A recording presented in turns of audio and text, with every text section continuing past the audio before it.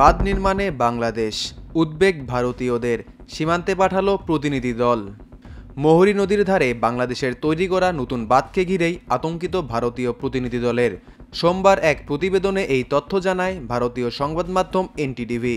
সংবাদ মাধ্যমটি বলছে, ভারতীয় দক্ষিণ ত্রিপুরার বেলোনিয়ার পৌর এলাকা বল্লামুখ, ঈশান চন্দ্রনগর সহ একাধিক গ্রামের বাসিন্দারা এই বাঁধের কারণে ঝুঁকির মধ্যে রয়েছেন। সীমান্তর প্রতিনিধি দলের নেতৃত্বে ছিলেন ভারতীয় গণপূর্ত বিভাগের সচিব কিরণ গিট্টে। তিনি বেলোনিয়া শহরের আশেপাশের সীমান্ত এলাকা পরিদর্শন করেন। পরিদর্শন শেষে কিরণ জানান, বেলোনিয়া এবং আশেপাশের গ্রামগুলোকে সুরক্ষা দিতে ভারত সরকার ইতোমধ্যে বাঁধ নির্মাণ ও অন্যান্য প্রতিরক্ষামূলক ব্যবস্থা গ্রহণ করেছেন।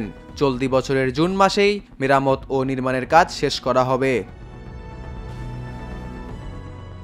উল্লেখ্য, ২০২৪ সালের আগস্টে ভয়াবহ বন্যা ও ভূমিধসে মহুরী নদীর পাড় ঘেঁষে নির্মিত বহু বাঁধ ও অবকাঠামো ক্ষতিগ্রস্ত হয়। সরকার ইতোমধ্যেই রাজ্যের বিভিন্ন জেলায় ৪৩টি ক্ষতিগ্রস্ত স্থান চিহ্নিত করেছে, যার মধ্যে দক্ষিণ ত্রিপুরাও রয়েছে।